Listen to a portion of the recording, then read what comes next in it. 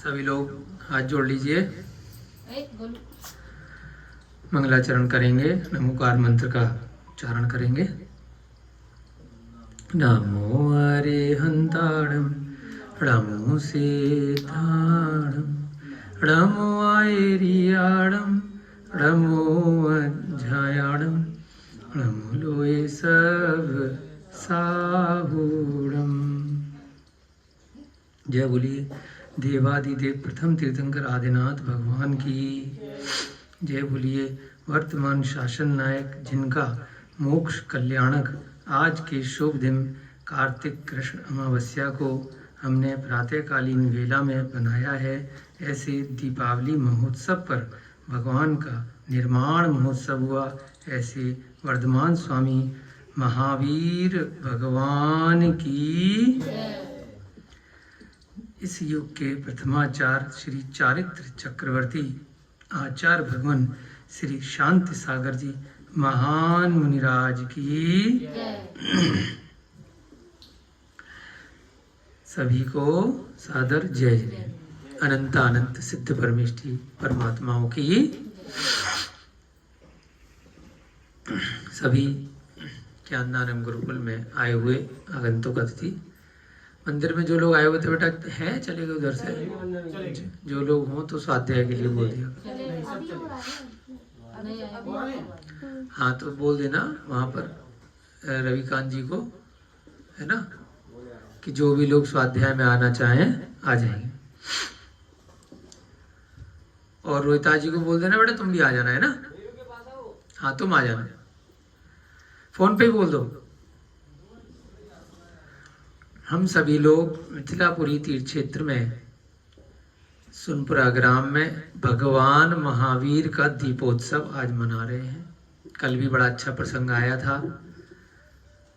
सम्यक कौमुदी की कथा के साथ साथ जो पर्व के दिन होते हैं, विशेष रूप से उस दिन भी जो भी उस दिन का प्रसंग होता है तो अनायास ही विचारों में आ जाता है। व्यवहार और निश्चय दोनों एक दूसरे से जुड़े रहते हैं। ये सब भगवान के जो पंच कल्याणक की तिथियां होती हैं वे भी हमारी दर्शन शुद्धि को बढ़ाती हैं, सम्यक दर्शन को बढ़ाती हैं। उस दिन हम श्रावक के, जो आप लोग बैठे ना सामने आ जाओ, तो सामने तो खाली है ना, तो बच्चे होते हैं, आज छुट्टी है बच्चों की, तो सामने से आपको भी अच्छा लगेगा, हमें भी लगेगा कि हाँ। तो ऐसा किया करो, आगे भी बड़े लोग आगे बैठ जाओ, बच्चों को इधर बिठा दिया करो, छोटे बच्चे। कई बार बच्चे उधर भी मचाते हैं ना तो डिस्टरबेंस होता है सामने से। तो ये सब पंच कल्याणक की जो तिथियां हैं, 24 तीर्थंकरों के पंच कल्याणक, 5 कल्याणक होते हैं, गर्भ, जन्म, तप, ज्ञान और मोक्ष। जैसे हमारी 5 इंद्रियां बताई थी, 5 पाप होते हैं, 4 कषाय होती हैं, तो पंच कल्याणक भी हमें याद रखने चाहिए। तो लगभग 24 तीर्थंकरों के 5 कल्याणक होते हैं, है ना। तो इस प्रकार से 365 366 दिन का, 360 दिन का जो भी आपका वर्ष है, उसमें 125 के आसपास, 120 के आसपास ये दिन पर्व के दिन रहते हैं। इसके अतिरिक्त जो चतुर्थी, अष्टमी और चतुर्दशी, ये भी पर्व के दिन बताए गए हैं। 10 लक्षण है, अष्टानिका है, अन्य विशेष पर्व, विशेष तिथियां हैं, तो उस दिन भी बहुत महत्व रहता है धर्म क्रियाएं करने का। तो प्रेरणा प्राप्त होती है कि हम भी भगवान, आपने जिस प्रकार से ये कल्याणक को प्राप्त किया, हमारा भी कल्याण हो। पद की दृष्टि से तीर्थंकर सर्वोच्च होते हैं। ज्ञान, सुख वीर्य इत्यादि की दृष्टि से सभी सिद्ध परमात्मा, चाहे वह तीर्थंकर बनकर के सिद्ध बने हो या बिना तीर्थंकर के सिद्ध बने हो, सब बराबर होते हैं। भगवान राम भी बराबर हैं और भगवान महावीर भी बराबर, सिद्ध बनने के बाद। सिद्ध बनने से पहले जब तक वे संसारी अवस्था में होते हैं तो पद की दृष्टि से मुनिसुव्रत नाथ भगवान भगवान राम से ऊपर है, क्योंकि उनके काल में मुनिसुव्रत नाथ भगवान तीर्थंकर थे और भगवान राम तीर्थंकर नहीं थे।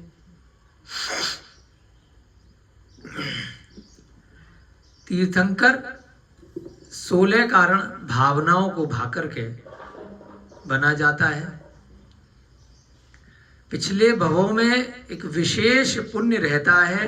नाम कर्म के अंतर्गत जो 8 कर्म हैं, उनमें नाम कर्म के अंतर्गत तीर्थंकर नाम कर्म की एक प्रकृति होती है। तो उस प्रकृति के अंतर्गत जो भी जीव के ऐसे परिणाम, ऐसे भाव बन जाते हैं, तो वह भविष्य में अपनी तीर्थंकर की गति बांध लेता है।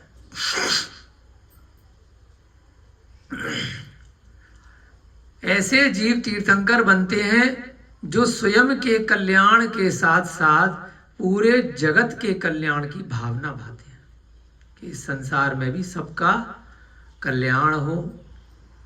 मेरे निमित्त से दिव्य ध्वनि जो समूह शरण में निकले, उससे सर्व जीवों को हितोपकारी उपदेश मिले। मेरा स्वयं का भी कल्याण होगा और अन्य जीवों का भी कल्याण होगा। ऐसी विशेष भावना रखने वाले जीव तीर्थंकर प्रकृति का बंध करते हैं। चतुर्थ काल में जिस स्थान पर हम रह रहे हैं, भरत क्षेत्र के आर्यखंड में, तो यहाँ पर अभी पंचम काल चल रहा है। चतुर्थ काल में 24 तीर्थंकर हुए। भरत और ऐरावत क्षेत्र पर विशेष रूप से एक काल में 24 तीर्थंकर ही होते हैं। एक साथ कभी भी 2 तीर्थंकर नहीं होते। एक साथ एक ही समय 2 तीर्थंकर नहीं होंगे। एक चले जाएंगे, उसके बाद दूसरे आएंगे, एक साथ नहीं होते।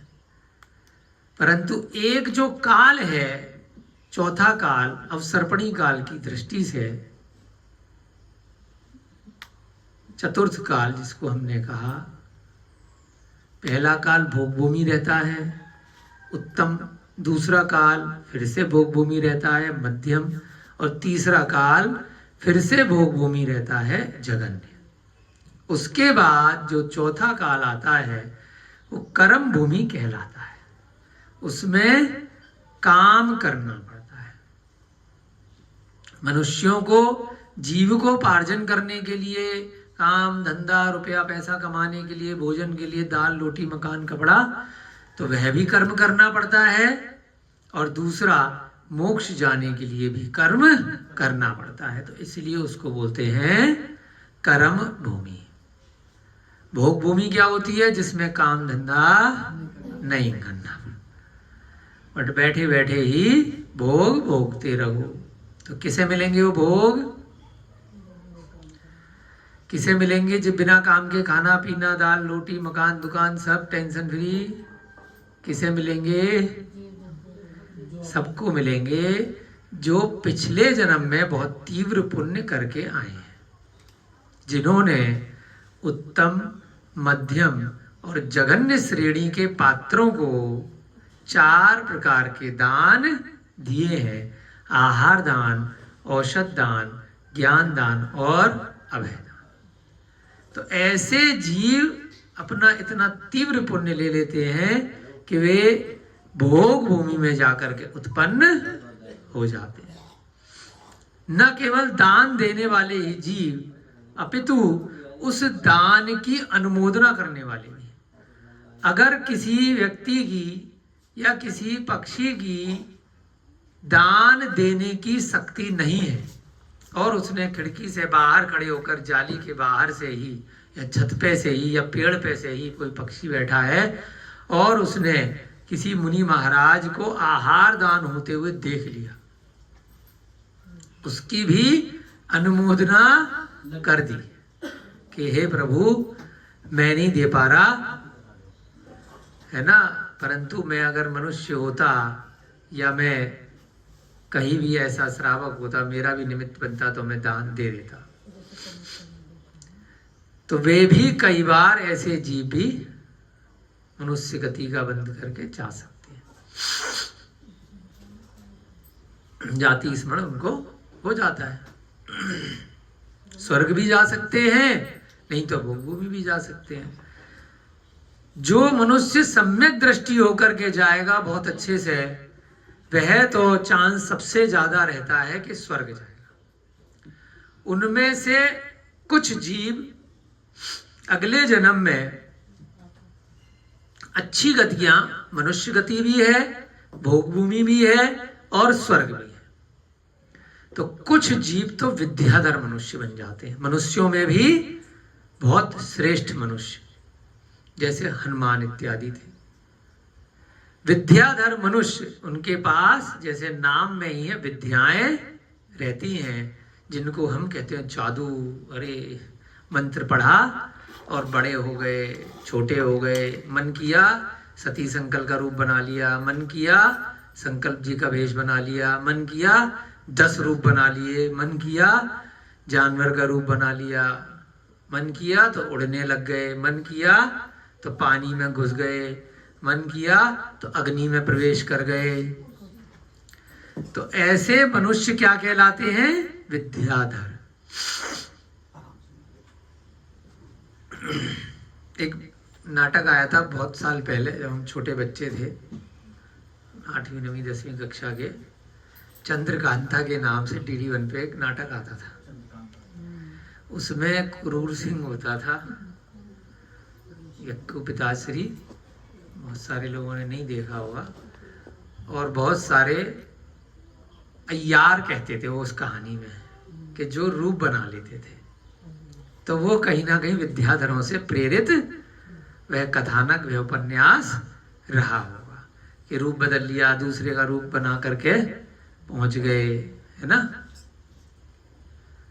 ऐसे ही सुग्रीव का भी रूप किसी ने बना लिया था, 2 सुग्रीव हो गए थे, है ना। तो बाद में भगवान राम ने उसका उपसर्ग दूर किया, उसकी परेशानी।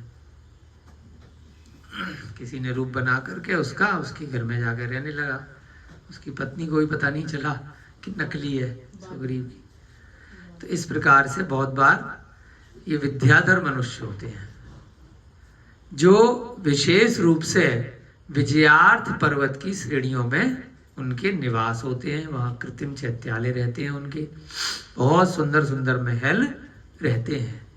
विजयार्थ पर्वत जो भरत क्षेत्र के उत्तरी भाग में है,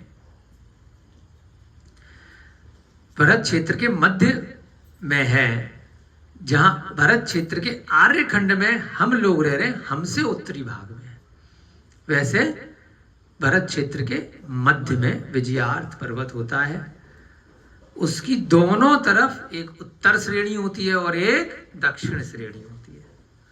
वहां पर आर्यखंड चूंकि दक्षिणी भाग में हम लोग रहते हैं, तो हमारी दृष्टि से जब विजयार्थ पर्वत की तरफ जाएंगे तो दक्षिणी भाग पड़ेगा, फिर बीच में पर्वत आएगा, फिर उसके दूसरी वाली साइड में उत्तरी भाग पड़ेगा, फिर उसके आगे जाएंगे तो मलेच्छ खंड पड़ेगा, और उसके बाद हिमवान पर्वत आएगा, फिर बीच में एक स्थान आएगा, फिर महाहिमवान पर्वत आएगा। ऐसे करके 6 कुलाचल पर्वत होते हैं जम्मू द्वीप में। उन 6 पर्वतों के कारण से 7 भाग हो जाते हैं। तो सबसे नीचे वाला जो भाग है, दक्षिणी भाग, उसको कहते हैं भरत क्षेत्र। सबसे ऊपरी वाला जो भाग है उसको कहते हैं ऐरावत क्षेत्र।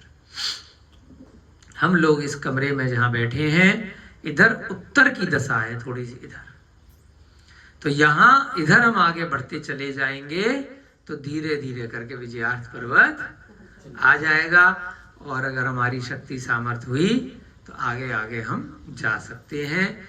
जो विद्याधर होते हैं वे सभी ढाई द्वीप में 45 लाख योजन का जो क्षेत्र है उसमें उड़ करके कहीं पर भी जा सकते हैं। हम लोग विजयार्थ पर्वत तक मतलब बिना किसी विद्याधर या देव की सहायता के नहीं जा सकते, बहुत मुश्किल है। अभी वर्तमान साधनों से थोड़ा मुश्किल है, असंभव नहीं है। मनुष्य गति का जीव पूरे ढाई द्वीप में जा सकता है, सिद्धांत है। तो यहाँ पर जो विजयार्थ पर्वत में लोग होते हैं वे आज भी मोक्ष जा सकते हैं, क्योंकि वे विदेह क्षेत्र में जाकर के दीक्षा ले सकते हैं, वहां से ले सकते हैं, कहीं से भी भगवान के समूह शरणों में जाकर के ले सकते हैं। और थोड़ा सा उत्तरी भाग में जाएंगे, हिमवान पर्वत के भी और आगे, तो एक पूर्वी क्षेत्र होता है और एक पश्चिमी क्षेत्र, जिसको बोलते हैं पूर्व विदेह और पश्चिम विदेह। तो 32 क्षेत्र प्रत्येक मेरु के होते हैं। पंच मेरु के 32 गुणा 5 160 विदेह क्षेत्र रहते हैं। 16 क्षेत्र पूर्वी में होते हैं और 16 पश्चिमी में। तो वहीं पर ही उन विदेह क्षेत्रों में वर्तमान में 20 तीर्थंकर विराजे जीवित हैं। उनके प्रतिदिन समूसरण लगते हैं, सीमंदर भगवान इत्यादि के। कहाँ पर? विदेह क्षेत्रों में।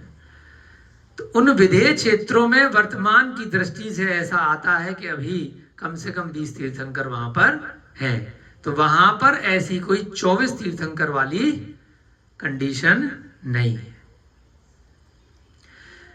16 क्षेत्र इधर हैं, 16 इधर हैं, 16 दूसरे में, 32 दूसरे मेरु के, 32 तीसरे मेरु के, 32 चौथे मेरु के और 32 पांचवें मेरु के। सुदर्शन, विजय, अचल, मंदर और विद्युन्माली, इस प्रकार से 5 मेरु पर्वत होते हैं। पहला जो है सुदर्शन, उसी को ही हम सुमेरु पर्वत कहते हैं शॉर्ट में। तो इस प्रकार से इन 160 क्षेत्रों में से 20 क्षेत्रों में वर्तमान में तीर्थंकर हैं। उनके प्रतिदिन नियम से समूह शरण लगते हैं, लग रहे हैं अपने अपने क्षेत्रों में। तीर्थंकर भगवान आर्य खंड से बाहर नहीं जाते, अपने अपने क्षेत्र के आर्य खंड में ही रहते हैं। एक तीर्थंकर के पास में दूसरा तीर्थंकर कभी मिलने नहीं आता, सब अपने अपने अलग अलग क्षेत्रों में रहते हैं। वहां पर जीव आ सकते हैं देव पर्याय से, पशु पर्याय से, मनुष्य पर्याय से, मनुष्य के अंदर विद्याधर से भी, परंतु तीर्थंकर मलेच्छ खंड में जाकर के समूह शरण नहीं लगाते, ना ही मनुष्य लोक से बाहर जाकर के समूह शरण लगाते हैं। तो ये प्रसंग इसलिए बता रहे हैं, आज दीपावली का पर्व है। तो दीपावली पर जो 24वें तीर्थंकर हमारे गए हैं वो किस स्थान से गए हैं? वह जिस स्थान पर हम रह रहे हैं उस स्थान में भरत क्षेत्र, ये सुदर्शन मेरु वाला भरत क्षेत्र है। ये विजय, अचल, मंदर और विद्युन्माली वाला मेरु नहीं है। हम किस स्थान पर हैं? सुदर्शन मेरु, सुमेरु मेरु वाला जो जम्बू द्वीप है, उस जम्बू द्वीप के दक्षिण भाग में जो भरत क्षेत्र है उसमें जो आर्यखंड है वहां हम रह रहे हैं।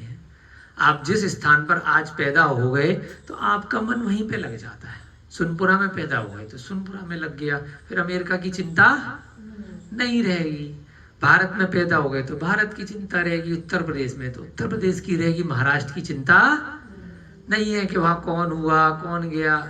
बिहार में पैदा हो गए तो बिहार की रहेगी, तो है ना, मध्य प्रदेश की चिंता नहीं रहेगी। हम फिरोजाबाद आगरा में पैदा हो गए तो उसमें हमारा रह गया। बाद में कार्य की दृष्टि से दिल्ली एनसीआर में या नोएडा में सुनपुरा आ गए तो यहाँ की चिंता है। तो ऐसे ही पूर्व भव का हम भूल जाते हैं कि पिछले भव में हम कहाँ पैदा हुए थे, हम कौन से मेरु पे थे, वर्तमान में ही आप अपनी गिनती करते हो ना कि कौन सी पीढ़ी में पैदा हुआ हूं, कौन से पिताजी, कौन से दादा। पिछले जन्म की तो गिनती नहीं करते, ना अगले जन्म की गिनती करते कि अगले जन्म में जानवर बनेंगे कि मनुष्य में कहां पैदा होंगे।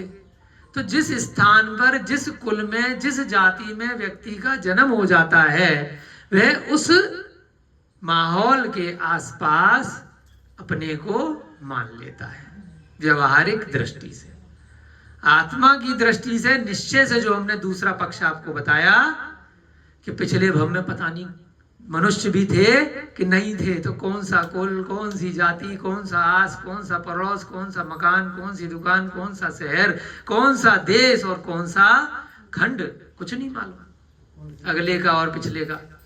बस वर्तमान की दृष्टि से चूंकि हम यहाँ इस क्षेत्र में हैं, तो इस स्थान पर जो 24 तीर्थंकर होकर के गए, तो इसलिए विशेष रूप से हम उनको वंदनीय मानते हैं। इस स्थान पर भगवान राम होकर के गए हैं, तो इसलिए हम उनका आगमन अयोध्या नगरी को दीपावली के दिन मानते हैं। अन्य स्थान पर ऐरावत क्षेत्र से दूसरे 24 तीर्थंकर गए हैं, तो अपन उनके नाम याद नहीं रखते। इसी स्थान की त्रिकाल 24 की भी कहीं कहीं पर हम वंदना कर लेते हैं कि इस 24 से पहले इस स्थान पर जो 24 दूसरे तीर्थंकर गए हैं, तो भगवान महावीर की दिव्य ध्वनि में उनके नाम आए हैं। त्रिलोक प्रणति और बहुत सारे ग्रंथों में भी आचार्यों ने लिखे हैं। नोएडा वाले मंदिर में भी त्रिकाल 24 ही, एक तरफ पिछले वाले हैं 24 भगवान, एक तरफ वर्तमान के 24 हैं और एक तरफ अगले 24 तीर्थंकर हैं, और चौथी तरफ वर्तमान के जो 20 तीर्थंकर हैं विदेश क्षेत्र के, उनकी प्रतिमाएं। गए हो कभी आप नोएडा सेक्टर 50 मंदिर? गए हो, ध्यान नहीं दिया, अब देना ऊपर। हाँ जी, बहुत बड़ा मंदिर है ना सेक्टर 50 में, तो ऊपर चारों दिशाओं में मूर्तियां हैं ना। सेक्टर 50 का जो बहुत बड़ा मंदिर है, ठीक है ना, एक तरफ वर्तमान के 24 भगवान है, एक तरफ पिछले 24 भगवान है, एक तरफ अगले हैं, और एक तरफ वर्तमान के जो 20 तीर्थंकर भगवान है वो है। भविष्य के भी 24 तीर्थंकरों के नाम हैं। उनमें कृष्ण जी 16वें भगवान है निर्मल, और उसी में लक्ष्मण जी भी है, उसी में रावण जी भी है। ये तीन तो सीधे सीधे जो आप जान जाओ, ये तीनों तीर्थंकर हैं। और पहले महापद्म नाम के भगवान हैं, जिनकी वजह से हम ये ग्रंथ पढ़ रहे हैं, राजा श्रेणिक। राजा श्रेणिक का जो जीव है अभी वह प्रथम नरक में है, वहां से निकल करके वह पहला तीर्थंकर बनेगा इसी भरत क्षेत्र पे जहां हम बैठे हैं। यहीं पर आसमान में बहुत ज्यादा लंबा समय नहीं है। कितना समय है? 84,000 वर्ष में से 2552 निकाल दो। कितने संकल्प भैया? 84,000 वर्ष की राजा श्रेणिक की नरक में आयु है। कितनी आयु है? 84,000 वर्ष की। अभी पंचम काल में 2552 साल आज चले गए। 16,000, बैठिए बंटी जी, 16,448 वर्ष इस पंचम काल में बचे हैं। 21,000 वर्ष का पंचम काल होता है और 21,000 वर्ष का ही षष्ठ काल होता है। और उसके बाद ये अवसर्पणी काल जब चला जाएगा तो दोबारा से नए काल की व्यवस्था होगी इसी स्थान पर। उसको बोलते हैं उत्सर्पणी काल। क्या बोलते हैं? उत माने उठता हुआ सर्प, और अवसर्पणी का मतलब गिरता हुआ सर्प। तो जिस प्रकार से सर्प होता है, ऊपर उसका फन होता है, फिर उसका धीरे धीरे करके पतला होता जाता है और पूंछ तक आते ही और पतला हो जाता है, तो उसको क्या बोलते हैं आंटी जी? अवसर्पणी काल और उत्सर्पणी काल। अवसर्पणी काल भी टोटल कुल मिलाकर के 10 कोड़ा कोड़ी सागर का होता है। कितने सागर का होता है? 10 कोड़ा कोड़ी सागर का। इसी प्रकार से उत्सर्पणी काल भी 10 कोड़ा कोड़ी वर्ष का होता है। एक अवसर्पणी काल और एक उत्सर्पणी काल दोनों को मिला दिया जाए तो कितना हो गया? 20 कोड़ा कोड़ी सागर का। इन दोनों को मिला करके बोलते हैं कल्प काल। क्या बोलते हैं? कल्प काल।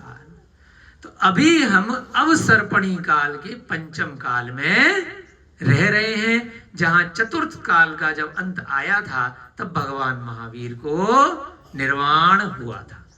उनके निर्वाण से 2552 वर्ष आज हुए।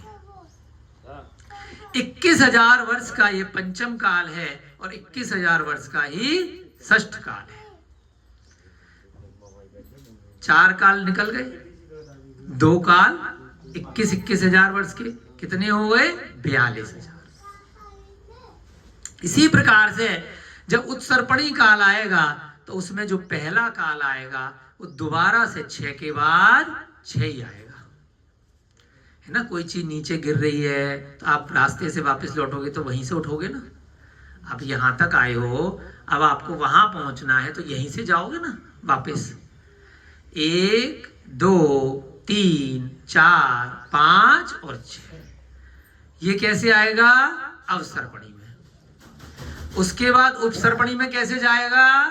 6 5 4 3 2 और 1, नीचे से, इसलिए उठता हुआ उत। अब धीरे धीरे करके सांप नीचे से उठेगा। तो छठा काल जो इसके बाद आएगा 21,000 वर्ष का, वह अवसर्पणी में क्या हो जाएगा? पहला हो जाएगा। तो दोबारा से 21,000 वर्ष का आएगा। और फिर से जो अभी 5वां है वह 5वां, उसमें 7वां नहीं, 6 के बाद 5, तो दूसरा कहलाएगा वो गिनती की दृष्टि से। वह भी 21,000 वर्ष का होगा। तो 42,000 वर्ष के ये पंचम और षष्ठ हो गए यहाँ के अवसर्पणी के। और इसी प्रकार से 42,000 वर्ष किसके हो गए? उत्सर्पणी के। दोबारा से रिपीट होंगे ना। तो 42 और 42 कितने हो गए अंकल जी? 84 हो गए। तो इतनी ही आयु महापद्म नाम का जो जीव है जब आएगा उस समय उसका नाम होगा महापद्म। वर्तमान में वह कहां पर है? पहले नरक में। और जब यहाँ पे भगवान महावीर के सामने बैठा करता था तो उसका नाम था राजा श्रेणिक। उसकी रानी का नाम था रानी चेतना। 84,000 वर्ष की आयु का उसने बंद किया और वह नरक में चला गया। वहां से अपनी आयु पूरी करके आएगा और उसके बाद जब वह तीसरे काल में आएगा तो स्टार्टिंग में ही वह यहाँ पर तीर्थंकर बनेगा। 84,000 वर्ष हो गए ना। 21,000 का पंचम, 21,000 का छठा, फिर 21,000 का दोबारा से जो उत्सर्पणी का छठा, फिर 21,000 में उसका। तो कुल मिलाकर के 84,000 वर्ष के बाद महापद्म नाम से उस जीव का नाम रखा जाएगा। तब वह अगली वाली भविष्य की 24 में एक के बाद एक ऐसे 24 तीर्थंकर आएंगे। तो त्रिकाल 24 में अभी जो 24 निकली है उसके अंतिम तीर्थंकर की जो दिव्य देशना खिरी थी उसके आधार से हम उन 24 तीर्थंकरों का विशेष रूप से पार्श्वनाथ हुए, आदिनाथ हुए, नैमिनाथ हुए, उनका वंदन नमन करते हैं। इस स्थान की, इस जगह की दृष्टि से विदेह क्षेत्र में सीमंदर इत्यादि जो वर्तमान में 20 तीर्थंकर हैं, बहुत जगह उनके मंदिर रहते हैं। अभी हम बंबई गए थे तो वहां पे सीमंदर का बहुत बड़ा विशाल मंदिर था। तो ऐसे बहुत स्थान, बड़े गांव में भी है, बहुत जगह रहते हैं 20 तीर्थंकरों के विदेह क्षेत्र के मंदिर। तो उसमें कंफ्यूजन नहीं होना है। अब आप लोग पूजा भी करते हो, पूजन पाठ प्रदीप से, प्रवीण से, तो रोज जो अर्घ चढ़ाते हैं हम, है ना, वर्तमान के विद्यमान 20 तीर्थंकर सिद्ध प्रभु जी के गुड़गांव है। तो विद्यमान माने जो अभी विद्यमान है, वर्तमान में है विद्यमान 20 तीर्थंकर। 24 नहीं बोला। तो 20 कहां पर है? वो विदेह क्षेत्र में है पंचमेरु की दृष्टि से।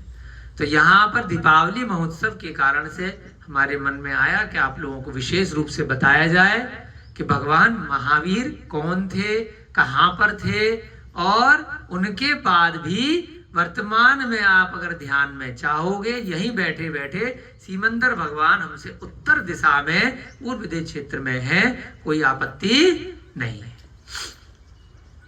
वहां आप किसी विद्याधर की सहायता से या देवों की सहायता से या आपके घर परिवार में किसी का देहांत हो, उसकी अच्छे से समाधि करवाओ, संलेखना कराओ, हाथ जोड़ करके विनती कर दो कि मेरी बड़ी इच्छा है, आप अगर देव बन जाओ तो मुझे सिमंदर भगवान के दर्शन करवा देना, मुझे कैलाश पर्वत के दर्शन करवा देना। अगर उसको ध्यान रहेगा विधि ज्ञान से, आपका कोई उपकार उसको मानता होगा तो आएगा, आपको ले जाएगा और आपको दर्शन करवा के वापस छोड़ देगा। तो ऐसा बहुत बार आता है, उल्लेख आता है कथानकों में कि कुनकुन स्वामी को भी कोई लेकर के गए थे, तो कोई आपत्ति नहीं है, ऐसा हो सकता है। वर्तमान में हम अपने गाड़ी घोड़ा हवाई जहाज से नहीं जा सकते, है ना। नारद मुनि का भी प्रसंग आया है पांडव पुराण में, प्रद्युम्न चरित्र में, हरिवंश पुराण में, कि नारद जो मुनि है, नारद विद्याधरी होते हैं, वो हवा में घूमते रहते हैं, यहाँ से वहां, वहां से वहां। तो नारद जी जब कृष्ण का पुत्र प्रद्युम्न जन्म के बाद से अपहरण हो गया, उसको उठा करके ले गया, पिछले जन्म का उसका दुश्मन था, इधर पैदा हुआ, इधर उठा करके कहीं फेंक दिया। तो उनकी माता रुक्मणी बड़ी दुखी हुई, बड़ी परेशान हुई, रोए जा रही है, रोए जा रही है। कृष्ण जी परेशान, कहाँ अर्ध चक्रवर्ती कहाँ है, अपने बच्चे को नहीं ढूंढ पा रहे, क्योंकि वो उस क्षेत्र से बाहर ही नहीं निकल सकते जहां पहुंचा दिया देव ने। नारद जी आए घूमते फिरते, तो उनकी पत्नी रोया पीटी, सबने पूछा भैया तुमसे ही पूछ लेता हूँ कहाँ है, आप तो घूमते रहते हो सारी दुनिया में। तो नारद जी ने उनको अपना जब दुख दर्द देखा, उन्होंने कहा मैं ढूंढ कर पता कर, उनको भी ज्ञान में नहीं था भाई कहाँ कहाँ ढूंढूंगा ढाई दीप में। सीधे नारद जी कहाँ पहुंचे, सिमंदर भगवान के पास। सिमंदर भगवान जो विदेह क्षेत्र में बैठे हैं, उनकी हाइट कितनी है? उनकी हाइट है 500 धनुष की। कितनी? 500 धनुष की। 500 धनुष की ही हाइट थी आदिनाथ भगवान की। यूं देखोगे तो बस देखते रह जाओगे, बहुत बड़ी हाइट है ना। तो कैसे पता चला बहुत बड़ी हाइट है? नारद मुनि जो कृष्ण जी की कथा है, वे नेमिनाथ के काल में थे। कृष्ण जी नेमिनाथ के चचेरे भाई थे, ज्यादा पुरानी बात नहीं है। मुनि सुव्रत के बाद नेमिनाथ, नमीनाथ, नेमिनाथ, पार्श्वनाथ और भगवान महावीर। तो उस काल में जब नारद मुनि यहां से गए तो उनकी हाइट नहीं बढ़ गई, उनकी तो उतनी रही, वो मनुष्य थे। और उधर सिमंदर भगवान इतने बड़े, वो ध्यान में बैठे हैं समूह शरण में, वहां जाके नारद मुनि उनके हाथ पे बैठ जाते हैं। तो आप उससे अंदाजा लगा लो कि 500 धनुष कितना होता है। इतने से चेंटा जैसे बैठ गए। जैसे आदिनाथ भगवान का चक्रवर्ती है भरत चक्रवर्ती, ऐसे ही सिमंदर के वहां चक्रवर्ती बैठे। उनने कहा कीड़ा आके कहां से बैठ गया भगवान जी, ये कौन है? तो सिमंदर भगवान ने अपने, तो केवल ज्ञानी है, तीर्थंकर हैं, उन्होंने उसके प्रश्न पूछने से पहले ही बता दिया अपनी दिव्य ध्वनि से, उनके गणधरों के माध्यम से जो ध्वनि वहां से निकली कि यह भरत क्षेत्र के आर्यखंड से आया हुआ मनुष्य है, ये कीड़ा नहीं है। और इसके मन में ये शंका है, ये पूछने के लिए आया है कि प्रद्युम्न कहां पर है और कब उसका श्री कृष्ण और रुक्मणी से मिलन होगा। भगवान ने अपने दिव्य ध्वनि में बता दिया कि जाओ जाकर के कह दो कि टेंशन लेने की जरूरत नहीं है, आज से 16 वर्ष के बाद वह प्रद्युम्न ऐसा निमित्त मिलेगा, अपने आप आ जाएगा। वह चला गया और 16 वर्ष एक एक करके वह रुक्मणी, श्री कृष्ण पूरा द्वारका इंतजार करता रहा। और जैसा भगवान की वाणी में आया था वैसा ही हुआ। वह विद्याधरों की नगरी में रहा, वहां से बहुत सारी विद्याएं उस प्रद्युम्न ने सीखी। वहां उसके नए माता पिता उसे वहां पर मिले, जिन्होंने उसे पाल पोस करके बड़ा किया, कुछ विद्याएं दी, और उसके बाद आकर के अपने पिता के साथ वह रहा। और उसके बाद उसी भव से वह प्रद्युम्न का जीव भगवान बना, मोक्ष बना, तीर्थंकर नहीं था। नेमिनाथ उस काल में तीर्थंकर थे। उनकी कृपा से, उनके आशीर्वाद से बहुत सारे जीवों को उस काल में, उस समय भगवान के गिरनार पर्वत और अन्य अन्य पर्वतों से जो समूह शरण लगे, उससे उन्हें सीखने को मिला। सबने अपने अपने कर्मों का नाश किया। प्रद्युम्न भी उसी भव से भगवान बने। तो ऐसे ये जो भगवान हैं, राम, हनुमान, प्रद्युम्न, बाली, सुग्रीव, बहुत सारे करोड़ों करोड़ों। तो ये सभी आम केवली होते हैं, ये सभी तीर्थंकर नहीं होते। विशेष रूप से जिनके प्रवचन होते हैं, जो समोसरण जिनके लगते हैं, उनको तीर्थंकर कहते हैं। इस भरत क्षेत्र के आर्यखंड में 63 शलाका पुरुष होते हैं। कितने होते हैं? 63, 63। उसमें 24 तीर्थंकर होते हैं, चक्रवर्ती होते हैं, कामदेव होते हैं, नारायण होते हैं, और पृथ्वीनारायण होते हैं, और बलभद्र होते हैं, बलदेव। इन सबको मिलाकर के 63 कहलाते हैं। और ये एक काल में पूरा जो अवसरपणी काल का जो चतुर्थ काल गया है, जब अगली बार जो महापद्म इत्यादि तीर्थंकर होंगे तो उनमें भी ये 63 शलाका पुरुष यानी महापुरुषों की व्यवस्था रहेगी। तो आपको आ गया, दीपावली पे हमारे भगवान महावीर 24वें जो तीर्थंकर हैं इस क्षेत्र की दृष्टि से हैं, और अन्य क्षेत्रों की दृष्टि से अन्य अन्य तीर्थंकर रहते हैं। इसी क्षेत्र पर भविष्य में दूसरे तीर्थंकर आएंगे, उन्हीं में हम भी तीर्थंकर बन सकते हैं अगर हम 16 कारण भावना भाएंगे, नहीं तो हम आम केवली बन सकते हैं, हम भी सिद्ध परमेष्ठी बन सकते हैं। चंदन श्री अपने पति अरहत दास को मुझे सम्यक दर्शन कैसे प्राप्त हुआ उसकी घटना बता रही है। हस्तिनापुर में शांतिनाथ, कुंतनाथ, अरयनाथ के जहां पर 3 कल्याणक हुए थे, ऐसे स्थान पर एक सोमा नाम की लड़की रहती है। उसके पिताजी का नाम था सोमदत्त और उसकी माताजी का नाम था सोमिल्ला। माताजी जो सोमिल्ला थी बुखार से पीड़ित होकर मर जाती हैं। सोमदत्त का भी मरण समय निकट आ रहा है, वह भी अंत समय में अपने निमित्त से कुछ समय पहले क्या करता है, एक मुनि महाराज के दर्शन करता है और जैन श्रावक बन जाता है, अणुव्रतों को ग्रहण कर लेता है। ब्राह्मण की पर्याय में उत्पन्न होने के बाद भी जैन बन जाता है और कट्टर जैन बन जाता है, पक्का जैन बन जाता है। गणेश प्रसाद वर्णी का भी नाम आपने सुना होगा, वह भी जैन कुल में उनका जन्म नहीं हुआ था। और देखिए कितने बड़े बड़े उन्होंने यहाँ पर गुरुकुल बनाए। गणेश प्रसाद वर्णी जी आप लोग पढ़िएगा, मेरी आत्मकथा अगर नहीं पढ़ी है तो नॉन जैन होकर के भी जैनियों को पढ़ा रहे हैं, है ना। कितने बड़े संत रहे, चुल्लक दीक्षा ली और उसके बाद अपने कल्याण के पथ पे आगे बढ़े। इसी काल के हो तो, है ना, पूरे एमपी में, पूरे भारत में उनका बोलवाला गणेश प्रसाद वर्णी जैन नहीं थे। तो जैन न होकर के भी जैन मुनि बना जा सकता है और बड़े बड़े अच्छे अच्छे लोगों को पढ़ाया जा सकता है। कोई भी धर्म ऐसा नहीं है पूरे विश्व में जो सबको वेलकम करता है, आओ आओ। गुणों की पूजा है यहाँ पर, व्यक्ति की पूजा नहीं है।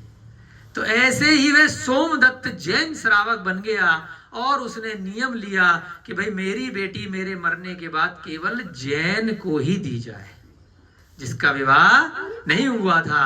अभी वर्तमान में तो जीते जी अपने माँ बाप, अरे भैया शादी की उम्र हो रही है किसी को भी दे दो, क्या फर्क पड़ता है, चाहे पीता हो, चाहे खाता हो, चाहे जैन हो, चाहे किसी भी कुल का हो, किसी को भी दे दो, अपने को कोई फर्क नहीं पड़ता। बस शादी हो जाए, पैसे कमाने वाला लड़का होना चाहिए, 6 अंकों में उसकी तनख्वाह, घर घोड़ा गाड़ी सब होनी चाहिए, और बाकी कुछ खाए कुछ पिए, अपने को कोई मतलब नहीं है। ऐसा नहीं होना चाहिए। जैन कुल में जिसका जन्म हुआ है या फिर जैन कुल से वह किसी ना किसी विशेष रूप से संबंधित है, उन लोगों को अपने घर में विवाह इत्यादि उसी कुल मान्यता के अनुसार करना चाहिए। बहुत मुश्किलों से यह कुल मिला है, बहुत मेहनत करिए पूर्व भवों में, उसको ऐसे ही मत जाने। तो यहाँ पर सोमदत्त ने उन सेठ जी को, जिनके घर पे वह रहा करता था, क्या नाम था उन सेठ जी का, गुड़पाल। गुड़पाल से वचन ले लिया कि मेरी मृत्यु आ रही है, मेरी संलेखना करा दीजिए। उसको संलेखना करा दी गई, समाधि मरण हो गया और नियम ले लिया कि बस आप मेरी बेटी को जब भी विवाह हो तो किसी जैन ब्राह्मण से विवाह करवा देना, मेरा पीछे का कुल भी चलता रहेगा ब्राह्मण का और जैन कुल भी चलता रहेगा। अब वहीं पर जब वह एक दिन बच्ची खेलने कूदने के लिए जा रही थी पार्क में झूला वूला झूलने के लिए, तभी कुछ लोग बैठ करके जुआ खेल रहे थे। तो जुआ खेलने वालों में एक व्यक्ति था जिसका क्या नाम बताया है, क्या नाम है उसका, एक धूर्त व्यक्ति है, वह प्रतिदिन जुआ खेलता रहता है ना। उसका नाम क्या था, रुद्रदत्त।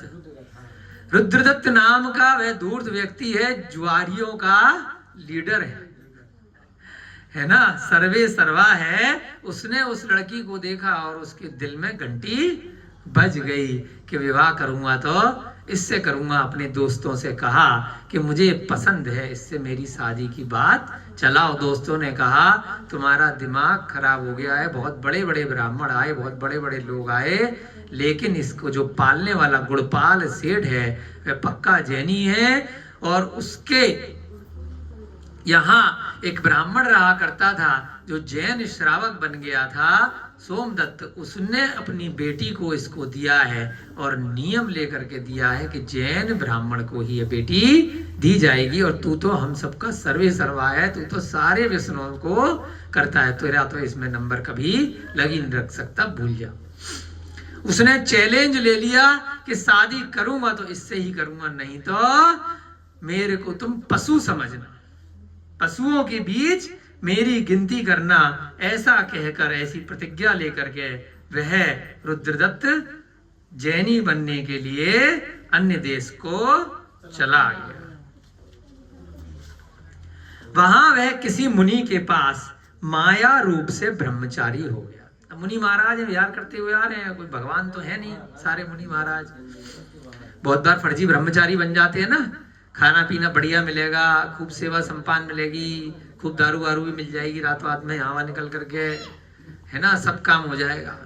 तो वह किसी जैन मंदिर में, जैन मिथिलापुरी जैसे तीर्थ क्षेत्रों में, हस्तिनापुर जैसे क्षेत्रों में, अन्य अन्य स्थानों पर जाकर के ढोंग करके रहने लगते हैं कि यहाँ पर हमारी अच्छी से खाना पीने की जुगाड़ होगी, इधर उधर से कुछ पैसे की जुगाड़ कर लेंगे तो दारू वारू मिल जाएगी, नॉनवेज मिल जाएगा, और कहीं पर जाकर के अपने को जैनी प्रेजेंट करके फिर जैनी बन के थोड़ा बहुत तो सुन सुना के हो ही जाएंगे। परंतु अंदर खाने में क्या चल रही है, मायाचारी।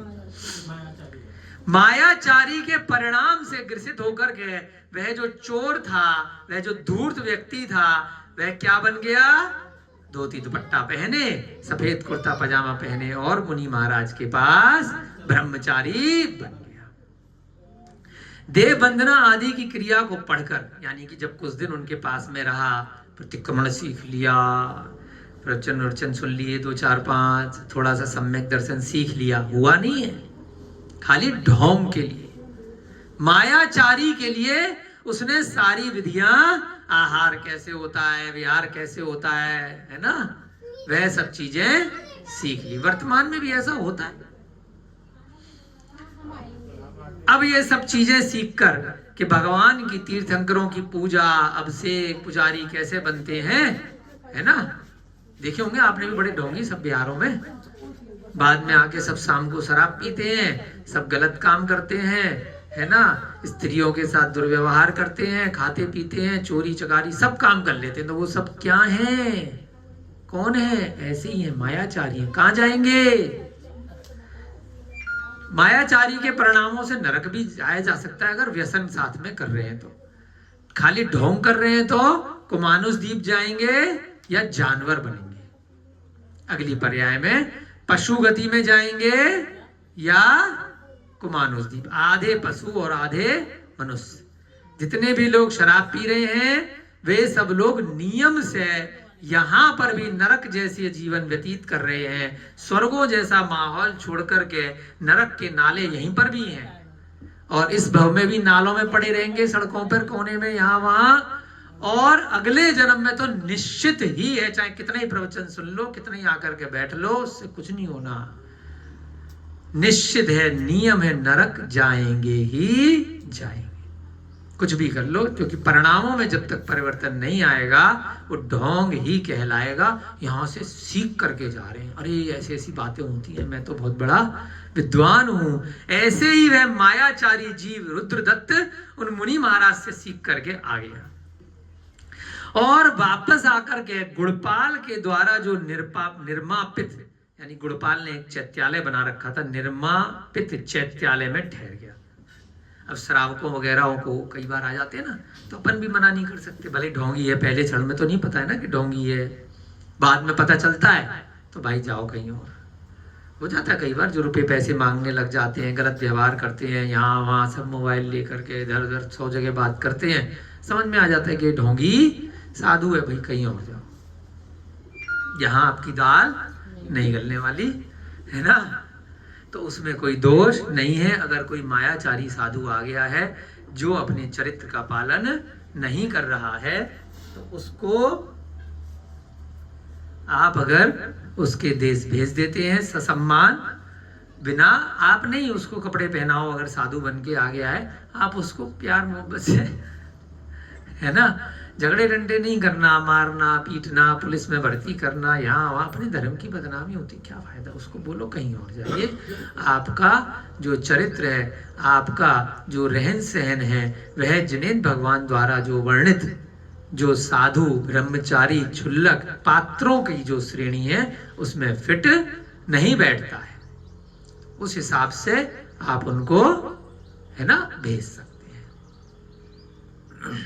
वर्तमान काल की दृष्टि से अगर किसी के शरीर का सहनन सही नहीं है ना, तो उस वजह से थोड़ा बहुत शिथिलता आ गई कि भाई पंखा चाहिए, माइक चाहिए, बिजली चाहिए, व्यवस्था के लिए, उनके लिए शरीर में कुछ है, रोगों के लिए आहार तो एक बार ही लेगा जैन साधु। ये नहीं है कि 10 बार खा रहा, रात में खा रहा, आलू प्याज लहसुन खा रहा है, 85 जमीन का, वो सब चीज नहीं। थोड़ा बहुत अगर शरीर में शिथिलता है तो भाई व्हील चेयर चाहिए, है ना, कुछ व्यवस्था हो जाए। सर्दी बहुत ज्यादा है तो थोड़ा सा उनके लिए कुछ व्यवस्था हो जाए, तो थोड़ी बहुत चीजें अगर हैं तो उसमें अपने को नहीं कहना और ये चतुर्थ काल में इतना तो चल जाएगा, परिश्रम कम करने, है ना। हाँ, परिश्रम उनका ज्यादा नहीं है। अगर मच्छर बहुत खा रहे हैं तो नहीं झेल पा रहे हैं तो मच्छरदानी दे दी, है ना। ये नहीं है वही चतुर्थ काल में जंगल में रहते थे, ठंड में रहते थे, तो थोड़ा बहुत चल जाएगा। लेकिन जो शास्त्रों द्वारा जो बातें, मूल गुण उनके बताए गए हैं, है ना, केश लॉन्च नहीं कर रहे हैं तो नहीं चलेगा, नाई के जाके बाल कटा रहे हैं नहीं चलेगा, बाहर का खाना खा रहे हैं तो वह साधु नहीं चलेंगे, है ना। कहीं का भी कुछ भी, कितने भी वजह कुछ भी क्रियाएं कर रहे हैं, सामायिक प्रतिक्रमण नहीं कर रहे हैं तो साधु नहीं चलेंगे। स्वाध्याय अन्य क्रियाएं नहीं कर रहे हैं तो ऐसे साधु नहीं चलेंगे। गाड़ी घोड़े का इस्तेमाल कर रहे हैं, व्हीकल का, वाहन का, तो साधु नहीं चलेंगे। तो जो मूल गुण हैं उनका पालन करना जरूरी है। तो अगर ऐसे साधु आपको टकराएं, ब्रह्मचारी कर सकते हैं, क्षुल्लक जी को छूट रहती है ना, किसी किसी विशेष परिस्थिति में। जो दिगंबर साधु हैं उनके मूल गुणों के अनुसार ही चलना उनको पड़ता है। तो यहाँ पर वह ढोंगी व्यक्ति क्या बन गया, ब्रह्मचारी बन गया। ब्रह्मचारी थोड़ा बहुत रहता है, और ब्रह्मचारी अगर उसने 7वीं प्रतिमा का व्रत नहीं लिया है, अगर ब्रह्मचर्य धारण नहीं किया है ना, तो वह विवाह भी कर सकता है 6ठी प्रतिमा तक। और 7वीं में भी ब्रह्मचर्य धारण करके भी भाई अलग अलग रह लो, कथनचित हो गया भैया हम तुम हमारे, लेकिन परिवार को नहीं बढ़ाना, अलग अलग रहना, है ना। राजुल की शादी भी नेमिनाथ से नहीं हुई थी, लेकिन मन में हो गई कि अब भैया यही हमारे पति, अब अगर ये चले गए पहाड़ पे, हम भी पीछे पीछे जाएंगे, हम दूसरे से विवाह नहीं करेंगे। तो वह विवाह नहीं माना जाएगा। उन्होंने अलग जाकर के पहाड़ पे बैठे, राजुल अलग जगह जाकर के बैठ गए, उसी पहाड़ पर राजुल की गुफा आज भी है ना। तो वह विवाह नहीं कहलाएगा। तो यहाँ पर वो कहाँ पहुंच गया, जहां पर गुड़पाल सेठ ने जो चैत्यालय बनाया था वहीं पर जाकर के ठहरे। उसका आगमन सुनकर गुणपाल चैत्यालय आया। गुणपाल तो अच्छा श्रावक था, उसको बताया किसी ने कि भाई ऐसे ऐसे कोई अच्छे ब्रह्मचारी आए हुए हैं। बाद उन्हें बोल दो बेटा, बाद में बात कर लेंगे जिनका। गुणपाल उस ब्रह्मचारी का आगमन सुनकर के कहाँ आया? उस चैत्यालय में आया और ब्रह्मचारी को इच्छाकार करके बैठ गया। जैसे अपन बोलते हैं ना इच्छामी, इच्छामी शब्द कहाँ से आया है? इच्छाकार। हमने ध्यान सागर महाराज जी से भी सुना था, वहां पर सब लोग इच्छाकार बोलते हैं।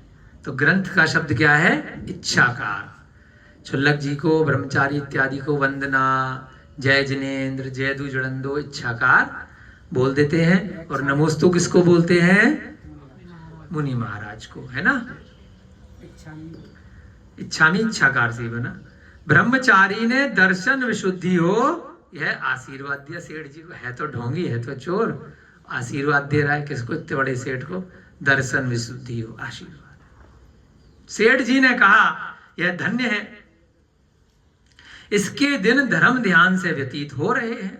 अरे बड़ा अच्छा है, बड़ा है ना। यंग एज में ब्रह्मचारी बन गया है, धर्म ध्यान करता रहता है। 4 ध्यान बताए थे ना, जो पूरे दिन मंदिर में रह रहा है, पूजा पाठ कर रहा है ना, स्वाध्याय सामयिक दिखावे के लिए भी कर रहा है, तो दूसरे आदमी को क्या लगेगा? बड़ा धर्म ध्यान कर रहा है। ना रौद्र ध्यान कर रहा है, ना आर्त ध्यान, शुक्ल ध्यान तो बाद में हुआ। सेठ जी ने पूछा कि हे प्रभु, आपकी जन्मभूमि कहाँ है? बातचीत तो करेंगे। बेटा कहाँ पैदा हुए? बन्ना पैदा हुए।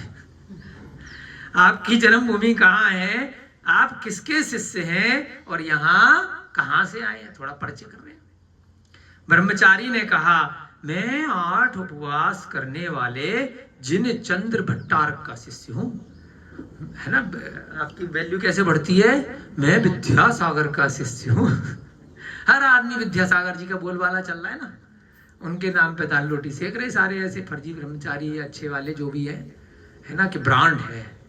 मैं उस कंपनी से आया हूँ काम करके, तो नीचे अरे रिलायंस से आया, अरे बड़ी कंपनी जैसे कॉर्पोरेट की चलती है व्यवहार में, तो अपने जैन धर्म में बड़ी कंपनी कौन सी चलती है? विद्यासागर जी की, है ना। सुधा सागर जी के यहाँ से आया हूँ, प्रणम्य सागर जी जो बड़े बड़े साधु हैं साउथ के, दक्षिण भारत के अलग अलग बड़े बड़े साधु हैं, वहां से आया हूँ।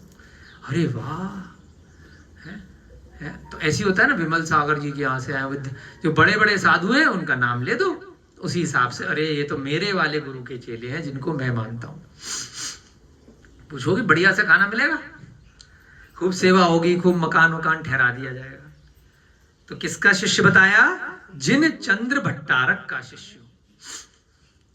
पूर्व देश में घूमकर तथा तीर्थंकर भगवान के पंच कल्याणकों के स्थानों की वंदना कर इस समय शांतिनाथ, कुंथनाथ और अरहनाथ भगवान की वंदना करने के लिए आया हूं। किस स्थान की घटना है ये? हस्तिनापुर की। कुरजांगल नामक देश था, जैसे अभी भारत देश है, भारत देश में उत्तर प्रदेश में जैसे मेरठ के अंदर हस्तिनापुर है वर्तमान में, पहले जो हस्तिनापुर थी वो कहाँ थी? कुरजांगल देश में कही जाती थी। तो वहां पर हस्तिनापुर में है 3 भगवानों के, शांतिनाथ, कुंथनाथ और अरहनाथ भगवानों के, तीर्थंकरों के कल्याणक हुए थे। तो इस क्षेत्र की भी मैं वंदना करने के लिए आया हूँ। ये जगह छूट गई थी। ऐसे मिथिलापुरी भी वर्तमान में नेपाल में है, तो यहाँ बनाई जा रही है, तो इसीलिए वहां पर मैं हस्तिनापुर में आया हूँ जी। मैं सब तीर्थंकरों के, पंच कल्याणकों की पूजा वंदना करने घूम फिर करके यहाँ आया हूँ। सेठ जी ने कहा यह धन्य है, इसके दिन तो धर्म ध्यान से जा रहे। कितना बढ़िया आदमी है, घूमता रहता है यार, हम तो जा नहीं पाते। कहते ना शिखर जी गए हो तो मेरा भी नमस्तु बोले आना, मेरी भी 100 रुपए की रसीद कटवा लेना। अरे बड़ा धर्म ध्यान करने वाले हैं विनय भैया जी, है ना, सब जगह जा रहे हैं, तो बढ़िया बढ़िया। अब क्या रोकेंगे? कोई कहता है शिखर जी के लिए 15 दिन की छुट्टी चाहिए, तो क्या रोक पाएंगे भैया? क्यों अंतराय बनेंगे? जा भाई। बाद में पता चलता है कि घूमने गया था कहीं और कह रहा शिखर जी तो मायाचारी, का फायदा? जो देवों की पूजा करता है, दया करता है, सत्य वचन बोलता है, सज्जनों की संगति को नहीं छोड़ता है, दान देता है और गर्व को छोड़ता है, इस प्रकार जिसके दिन व्यतीत होते हैं, देवों की जो पूजा कर रहा है, देव वाले नहीं, भूत पिशाच राक्षस वाले देव नहीं, देव का मतलब अरिहंत भगवान, जिनेंद्र भगवान। जो दया करता है अंदर उसके दया है, 4 प्रकार के दान देता है, सत्य वचन बोलता है, सज्जनों की संगति को नहीं छोड़ता, दुर्जनों की संगति, पीने खाने वालों की संगति नहीं करता है, दान भी देता है और गर्व को छोड़ता है, घमंड नहीं करता है, मान कषाय नहीं होती है। ऐसे जिसके दिन व्यतीत होते हैं उसी के जन्म, जीवन और कुल को हम धन्य मानते, उसी का जन्म सफल है, उसी का कुल, उसी की जाति सफल है, उसी का जीवन सफल है जिसमें ये गुण बताए। कौन से? जो अरिहंत भगवानों की पूजा करता है, मोक्ष लाडू चढ़ा के आए हो ना, दया भी करता है, सत्य बोलता है ना, सत्य बोलना हमेशा, सज्जनों की संगति, दान दक्षिणा और गर्व को कोई घमंड नहीं है, जिस भी स्थान पर हो, जिस भी जगह हो।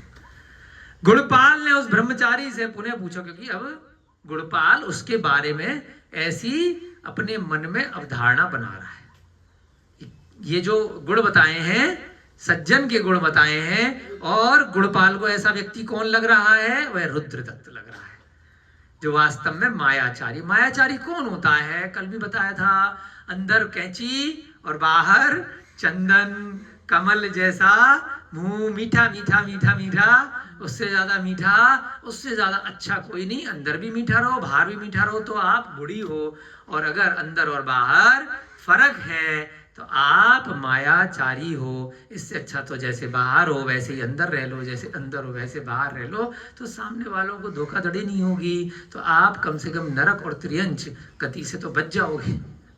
सामने वाले को पता रहेगा कि तुम पाप कर रहे हो तो सुधारा जा सकता है। अगर मायाचारी करोगे तो सुधार का निमित्त तो मिलेगा ही नहीं। गुणपाल ने उस ब्रह्मचारी से पुनः पूछा, 5-10 मिनट और कक्षा लगाएंगे फिर हम जाएंगे। हे प्रभु, आपकी, अब इतना तो बता दिया कि भाई तू कहाँ घूम करके आ रहा, मुनि का नाम बता दिया है ना। हे प्रभु, ये तो बताओ आपकी जन्मभूमि कहाँ है? थोड़ा पूरा वो ले रहा है, इंट्रोडक्शन ले रहा है ना, बायोडाटा मांग रहा है उससे, डिटेल। जन्मभूमि कहाँ है? उसने कहा, इसी नगर में सोम शर्मा ब्राह्मण रहता था, उसकी स्त्री का नाम सोमिल्ला था, मैं उन दोनों का पुत्र रुद्रदत्त हूँ। भाई, पिता व माता की मरणावस्था देखकर शोक से तीर्थ यात्रा के लिए चला गया। इन्हीं की बेटी तो वो है सोमा, है ना, सोमिल्ला और सोमदत्त। वहां सोमदत्त है, सोम शर्मा है। देखते हैं कोई सेम नाम के दूसरे हैं कि वही है, अभी पढ़ेंगे, हमने तो पहले से पढ़ा नहीं है। जब माता और पिता दोनों का मरण हो गया तो शोक से मैं तीर्थ यात्रा के लिए चला गया। वाराणसी में जब पहुंचा तो वहां पर जिन चंद्र भट्टारक ने संबोधित कर मुझे ब्रह्मचारी बना दिया। वाराणसी पहुंच गया मैं घूमते घूमते, तो वहां पर जिनचंद भट्टारक ने मुझे ब्रह्मचारी बना दिया है। अब मुझे गोत्र से तथा देश से क्या प्रयोजन है? मैं तो यहाँ वहां घूमता रहता हूँ। कुल तथा मातृवंश से क्या मतलब है कि मेरा पीछे का कुल क्या था, माता का कुल क्या था। संसार में किसकी कौन वस्तु नित्य है? प्रवचन दे रहा है ना। संसार में कोई वस्तु नित्य यानी हमेशा रहने वाली नहीं है। वो पहले कुल था, पहले का था, अभी वर्तमान में देखो मैं कितना अच्छा नाम जपता रहता हूँ, अर्थात कोई भी नहीं है। इसलिए मेरा तो धर्म ही शरण है, जिससे कि सब पदार्थों की सिद्धि होती है। मैं तो अब धर्म की शरण में हूँ।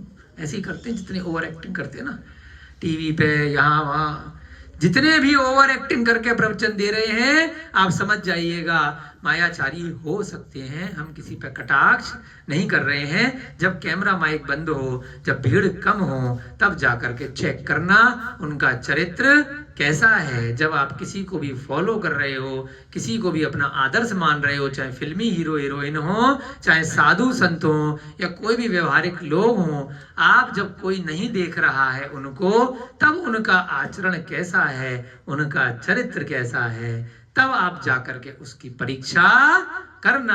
अगर आपको जचे तो आप उनको अपना गुरु मानो, अपना आदर्श मानो। अगर नहीं जचे तो वहां से पतली गली से निकल लो कि जैसे गुरु वैसे चेला, दोनों जाएंगे, है ना, नरक में। क्या करेंगे? ठेला क्या लगाएंगे? लगाएंगे ठेला। तो ढोंगी गुरु को अपना गुरु कभी मत बना लेना। है ना, जो माइक के सामने जैसे हो माइक के पीछे भी वैसे होने चाहिए, जो भीड़ के सामने जैसे हो भीड़ के पीछे भी वैसे होने चाहिए, जो बाहर जैसे हो अंदर घर में भी वैसे होने चाहिए। ऐसे ही सच्चे दिगंबर मुनि हुआ करते हैं, उनके अतिरिक्त बहुत कम ऐसे साधु आपको मिलेंगे। तो यहाँ पर क्या प्रसंग आया है कि वह ज्ञान बांट रहा है। क्या ज्ञान बांट रहा है कि संसार में कोई वस्तु नित्य नहीं है बेटा, मैं कहां से आया अब मैं भूल गया, है ना, सब चीजें उसने गोलमोल कर दी। यह धर्म की ही शरण में मैं रहता हूं, यह धर्म धन के प्रेमी मनुष्यों को धन देने वाला है। धर्म से क्या मिलता है? जिन मनुष्यों को धन की इच्छा है उनको धन मिल जाएगा। काम के इच्छुक मनुष्यों को काम देने वाला है। काम का मतलब, यहाँ पे काम से मतलब नहीं है कि भाई नौकरी मिल गई, काम से मतलब है ना, जो कामदेव वाले स्त्री पुरुष वाला, भाई इससे शादी होनी चाहिए, ये लड़की मुझे पसंद है। तो जो इन चीजों की इच्छा करते हैं उनको वह मिल जाएगा। सौभाग्य के अभिलाषी मनुष्यों को सौभाग्य देने वाला है, जो अच्छा भाग्य चाहते हैं उनको अच्छा भाग्य मिल जाएगा। और क्या, पुत्र के चाहने वालों को पुत्र भी देने वाला है, जिसको बच्चा चाहिए उनको बच्चा मिल जाएगा, पुत्र। राज्यार्थियों को राज्य देने वाला, ये कौन बोल रहा है? यह वह रुद्रदत्त जो चोर है, जुआरी है, वह बोल रहा है। किसको? गुड़पाल को, सेठ जी को पटा रहा है। राज्यार्थियों को राज्य देने वाला है, जिनको राज्य चाहिए, यानी कि जो राजा बनने चाहते हैं, धर्म की शरण में जाएगा तो राजा भी बन जाएगा। अथवा अनेक विकल्पों से क्या प्रयोजन है, वह कौन सी वस्तु है जो मनुष्य के लिए नहीं देता है, अर्थात सभी वस्तुओं को देता है। प्रमुख बात यह है कि धर्म स्वर्ग और मोक्ष को भी देता है। ये प्रवचन कौन दे रहा है? अच्छी बातें, सत्य बातें हैं, इस सुन करके सीख करके पढ़ करके आया ना। जैसे डॉक्टर आया, सीख करके सुन करके आया, बढ़िया से वो आपका अच्छे से इलाज कर रहा है। एक टीचर भी हैं वर्तमान के स्कूलों के, कॉलेजों के, है ना, किताब में से पढ़ करके बहुत अच्छी अच्छी बातें बता रहे हैं, पैसा मिल रहा है बता रहे हैं। ऐसी डॉक्टर को आप पैसा दे रहे हो, बड़े बड़े हॉस्पिटल में 50 लाख, 1 लाख, 2 लाख, 10 लाख, 50 करोड़ जितना है, तो वो आपका उसी हिसाब से इलाज कर रहे हैं, परंतु पैसा लेकर के कर रहे हैं। तो भगवान हमारी, है ना, उसमें नहीं माने जाएंगे। भगवान कौन माना जाएगा? भगवान को पैसा ले रहे हैं, वो तो हम वैसे उनको प्रसाद दे रहे, मंदिर में चावल चढ़ा दे रहे, पैसे तो नहीं मांगे, है ना। भगवान तब है वो डॉक्टर, वो वैद्य, जब वो निशुल्क करे या अपनी स्वेच्छा से आपने दे दिया तो ठीक है, नहीं दिया तब भी वो आपका अगर इलाज कर रहा है तब तो ठीक है, नहीं तो वो तो बिजनेसमैन है, व्यापारी है। ऐसे अच्छे गुरु कौन है? जो स्वेच्छा से आपको सम्यक दर्शन, सम्यक ज्ञान, सम्यक चारित्र के ग्रंथ पढ़ा रहे हैं, जो सांसारिक बातें पढ़ा रहे हैं कि शराब पीने कभी कभी तो पी लेनी चाहिए, क्या फर्क पड़ता है, इसलिए दवा के साथ में दारू को रख दिया, दवा दारू, है ना, कि ये दारू तो थोड़ी थोड़ी दवा के समान ले लो सर्दियों में, है ना, क्या दिक्कत है। यह नॉनवेज तो थोड़ा थोड़ा खा लो जी, अंडे के रूप में आमलेट, आपको ठंडक से मुक्ति देगा, प्रोटीन मिलेगा, कैल्शियम मिलेगा, हड्डियां मजबूत होंगी। खाते हैं ना लोग, वो डॉक्टर बता रहे हैं, वो बड़े बड़े वैज्ञानिक बता रहे हैं। तो वो भगवान नहीं है, वो देवता नहीं है जो मांस खाने की आपको प्रेरणा दे रहे हैं किसी ना किसी रूप में, कि इस ये खाने से आपकी ये मजबूत होगी, आपको ये बीमारी ठीक होगी। वो कुछ नहीं ठीक हो रही। किसी को मार करके कोई जीव तो अपनी जान से जा रहा है और आपका जरा सा दर्द दूर हो रहा है, तो ऐसे क्या फायदा मछली खा करके, मुर्गा खा करके, बकरा खा करके, हैं? एक जीव की पूरी जान जा रही है, उसका पूरा परिवार खत्म हो रहा है, और आप जरा जरा से इसके लिए अंडे खाए जा रहे हो, 4-4, 6-6 अंडे अपने कुत्तों को भी खिला रहे हो और खुद भी खा रहे हो। तो ये भगवान महावीर की दिव्य देशना नहीं है, ये अहिंसा परमो धर्म नहीं है। तो यहाँ पर कैसे प्रवचन दे रहा है, बड़ी बड़ी बातें कर रहा है कि धर्म सब कुछ देता है, राज्य के चाहने वालों को राज्य देता है, अनेक विकल्पों से क्या प्रयोजन है, हर वस्तु मनुष्य के लिए सुलभ हो जाती है, धर्म करने वाले को स्वर्ग और मोक्ष की भी प्राप्ति होती है। बहुत प्रकार से प्रशंसा करके सेठ ने फिर कहा, हे ब्रह्मचारी भैया, भैया बोलते ना, भैया जी हाथ जोड़ करके, भैया जी आपने ब्रह्मचर्य व्रत कुछ अवधि के साथ लिया है या बिना अवधि के? अब मुद्दे पे आ रहा, हमने आपको शुरू में बता दिया था ना, ब्रह्मचारी साधारण तौर पे किसको बोलते हैं? जिसने 7वीं प्रथमा अणुव्रतों में ब्रह्मचर्य व्रत ले लिया है। तो अब पूछा कि भाई देखो मन में, अब अभी मुद्दे पे आएगा शादी वादी के, कह रहा है कुछ टाइम के लिए ब्रह्मचर्य लिया था, ये 6ठी प्रथमा तक ही हो।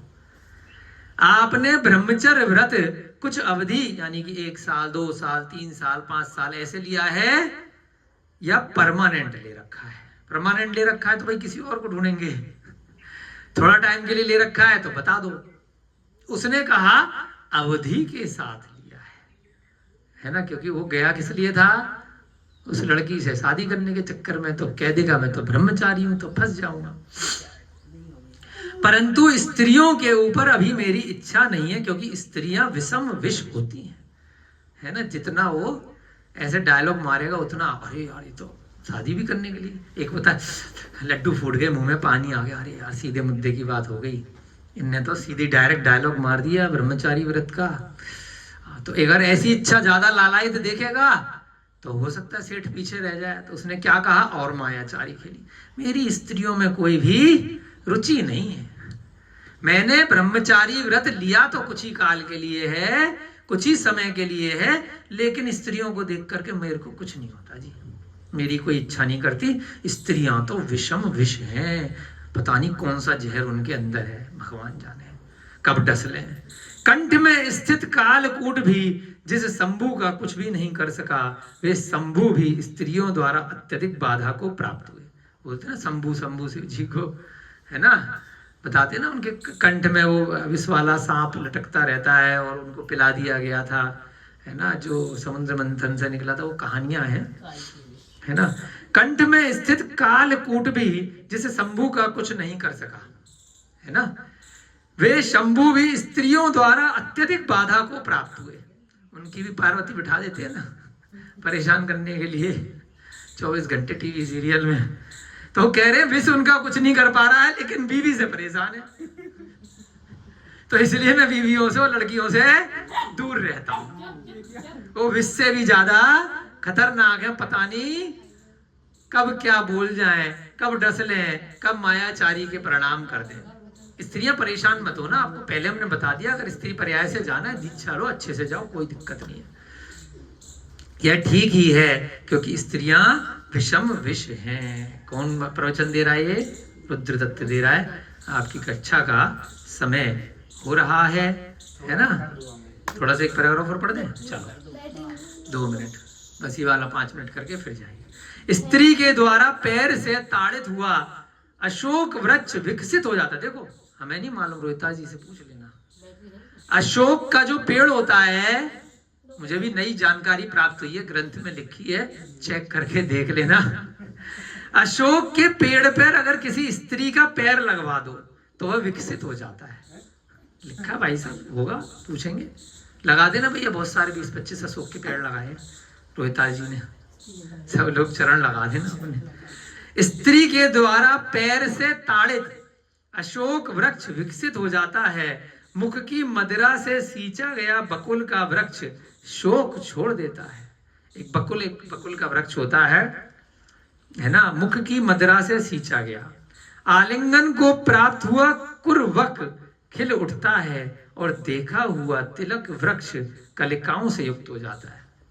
कई बार ऐसे वृक्ष होते हैं, वृक्षों के अंदर भी, जबकि स्पर्श इंद्रिय आपको कल परसों बताया था, उसके कोई मन नहीं है, रसना घ्राण चक्षुकर्ण नहीं है। वो पेड़ भी अगर स्त्री ने छू दिया तो देखिए अशोक वृक्ष विकसित हो रहा है ना, बकुल का वृक्ष शोक छोड़ रहा है, आलिंगन को प्राप्त हुआ कुरवक, कोई कुरवक का पेड़ होता है, उसको स्त्री ने आलिंगन कर दिया तो खिल जाएगा उसके फूल, और तिलक का जो वृक्ष है वो कलिकाओं से युक्त हो जाएगा, खूब उसमें कलियां निकलती। तो स्त्रियों में ऐसा गुण होता है, तो भाई इसलिए मैं दूर रहता हूँ। सत्य शुद्धता, शास्त्र ज्ञान, धन सुख और लोक प्रतिष्ठा, मनुष्यों की इतनी वस्तुएं स्त्रियों के प्रसंग से नष्ट हो जाती हैं। स्त्रियां अगर आसपास होती हैं तो आदमी फिर सत्य नहीं बोल पाता। उसके चारित्र में शुद्धि नहीं रह पाती, सारा शास्त्र ज्ञान भूल जाता है, क्योंकि बस उसी के आगे पीछे मंडराता रहता है वो, गोल गोल गोल गोल, यहाँ जाना है वहां जाना है, ये ज्वेलरी खरीदनी है, ये गुस्सा झेलना है, ये झेलना है, वो झेलना है। धन भी चला जाता है, क्योंकि सारा धन तो ही ले जाती है। सुख और लोक प्रतिष्ठा, टेंशन शुरू हो जाती है शादी के बाद। लोक में प्रतिष्ठा थी, क्योंकि लोक में खूब घूमता फिरता रहता था, आधा टाइम तो घर में बन गया। मनुष्यों की इतनी वस्तुएं स्त्रियों के प्रसंग से नष्ट हो जाती हैं। सेठ ने कहा शादी भी करनी है, इसीलिए तो क्योंकि कामदेव मेहरबान है। सेठ ने कहा हे विभो, मेरे घर ब्राह्मण की पुत्री। अब मुद्दे पे आ गया। देखो भाई, बात सब ठीक है, एक मेरे घर में ब्राह्मण की पुत्री रहती है, उससे आप विवाह कर लीजिए, श्रावक जानकर मैं आपके लिए देता हूं। आप जैन भी हो, पीछे से आप, क्योंकि आपने बता दिया सोमिल्ला और सोमदत्त ब्राह्मण का हो, परंतु अभी आप जैन बन गए, फिट बैठ रहे हो, जो उसको मैंने वचन दिया था उससे आप शादी कर लीजिए। सेठ के वचन सुनकर उसने कहा विवाह से संसार में पतन होता है, इसलिए मुझे विवाह से प्रयोजन नहीं है। करना तो चाह रहा है, मुंह में लड्डू तो फूट रहे हैं, लेकिन दिखा रहा है दूर दूर दूर दूर। हाँ, क्योंकि इसी टारगेट से तो गया था, है ना। निषेध में आकर्षण होता है, पहले मना करेगा, उसके बाद वो पीछे पड़ेगा, हाथ पैर जोड़ेगा, फिर एहसान मारेगा, देख तेरे कहने पे कर लिया है ना। इच्छा तो नहीं थी। दूसरी बात यह है कि स्त्री के समागम से मेरे द्वारा अभ्यस्त शास्त्र भी चला जाएगा, नष्ट हो जाएगा। मैंने इतने सारे शास्त्र पढ़े हैं, इतना सारा मैं पूरा क्रियाकलाप कर रहा हूं, तो वह सारा की सारा समागम जो करूंगा, उसके साथ रहूंगा, तो वह सब भूल जाऊंगा। स्त्रियों की सेवा में वशीकरण, अंजन, तंत्र और अनेक प्रकार के मंत्र तथा यंत्र सब कुछ व्यर्थ हो जाते हैं, है ना। वशीकरण का जो है, अंजन का है, तंत्र मंत्र सब बेकार हो जाएंगे, यंत्र शादी करने के बाद, सोच लियो भाई। तदनंतर सेठ ने बहुत भारी आग्रह किया, उसको पूरा, है ना, ये तो चाल थी ना उसकी, तो आग्रह करवाया बहुत, और उसके बाद पुत्री का विवाह कर दिया। कर रहा हूं, बस तुम इतना पीछे पड़ रहे हो इसलिए कर रहा हूं, इच्छा नहीं है। फाइनली विवाह दोनों का हो गया। विवाह के बाद दूसरे दिन हाथ में कंकड़ बांधे हुए रुद्रदत्त जुआरियों के स्थान पर, टारगेट पूरा हो गया। अब अपने अगले दिन अपने खेल में माहिर, 6 महीने 1 साल जो भी ड्रामा रचा था हो गया, अब तो हो गई शादी। पहले तलाक वलाक का चक्कर थोड़ी होता था क्या कि भैया नोटिस दे दूंगी। अगले दिन हाथ में कंकड़ बांधे, मान लो कंकड़ वंकड़ जो होते हैं ना, पासा वासा होता है, हाँ, वो लेकर बांध बूंद करके जुआरियों के स्थान पे गया और जुआरियों के आगे कहने लगा, अरे जुआरियों, मैंने सोमा के साथ विवाह करने की जो प्रतिज्ञा की थी वह बुद्धि बल से पूर्ण हो गई। यह सुनकर जुआरियों ने कहा, वाह, अरे यार तू तो हमारा पहले ही लीडर था, कमाल का आदमी है। तो ऐसे मायाचारी मत करना, ऐसे किसी को धोखा मत देना। अब आगे देखेंगे इस घटना से कैसे चंदन श्री का सम्यक दर्शन हुआ, देखते हैं, पता चलेगी घटना से, है ना। इन घटनाओं के साथ साथ दूसरे प्रसंगों से भी कुछ ना कुछ आप सभी को सीखने को मिलता है। हमारा भी अपना सम्यक दर्शन इसी प्रकार, सम्यक ज्ञान, सम्यक चारित्र आप सबके सानिध्य से, आप सबके निमित्त से इसी प्रकार बढ़ता रहे। सभी को भगवान महावीर के मोक्ष कल्याणक की बहुत बहुत शुभकामनाएं। शुभ दीपावली सभी को। सादर जय जिनेन्द्र, जय दू जुड़ंतो।